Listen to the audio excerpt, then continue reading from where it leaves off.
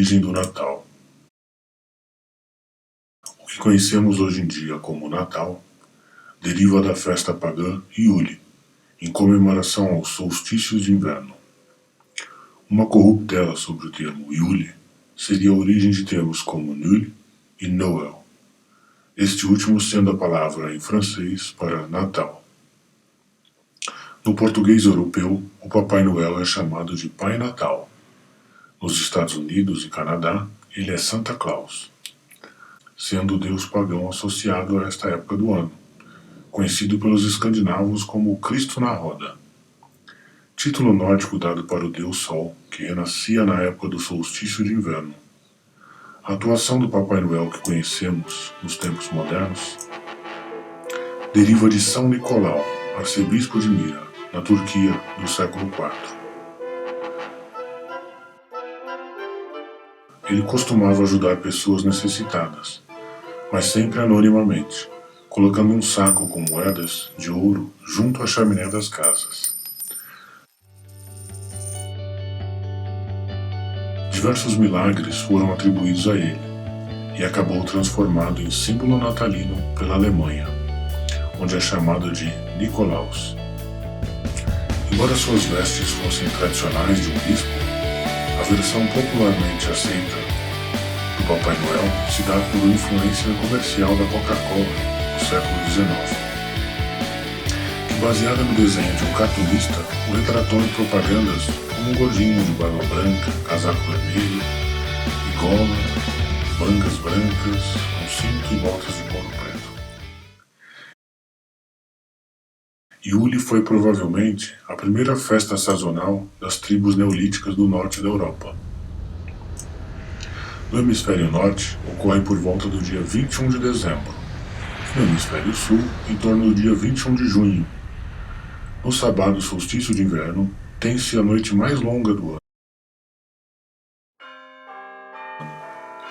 Entre os romanos, existia a festa do Sol Invictus, que trata exatamente dessa vitória do Sol sobre a escuridão, já que depois de quase morrer, ele renasce, depois de 3 dias parado no horizonte. A Saturnália romana, que ocorria entre 17 e 24 de dezembro, incluía ritos pagãos de fertilidade e vários ritos de adoração ao Sol.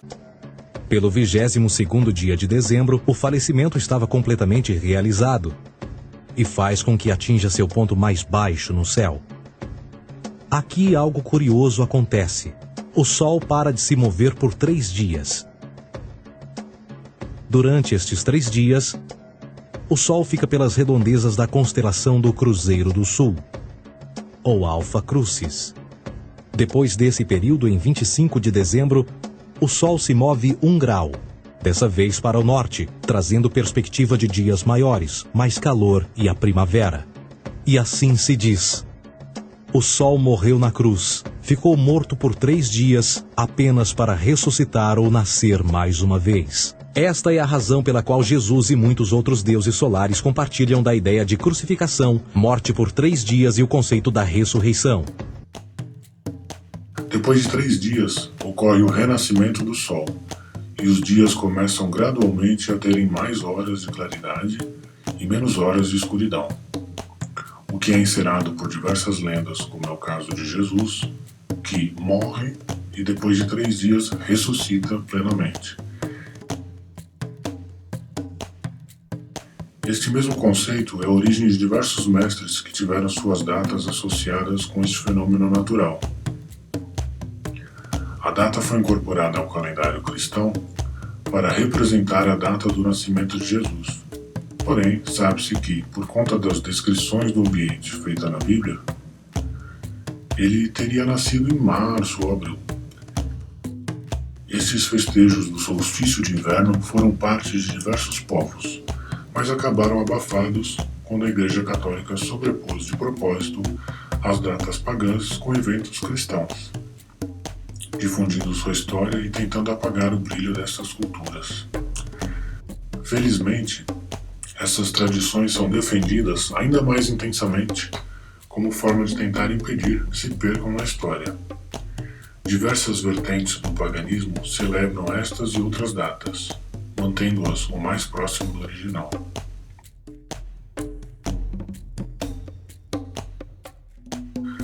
Na festividade da Tora de Uli, corta-se um tronco de carvalho ou pinheiro e decora-se com ramos verdes, para depois deixá-lo queimar na lareira, simbolizando a volta do sol, fazendo pedidos de que o inverno lhes seja quente, que não lhes faltem lenha para aquecer suas casas, além do conceito geral de esperança trazida pelo renascimento do sol, já que o inverno nessas regiões é bem pesado.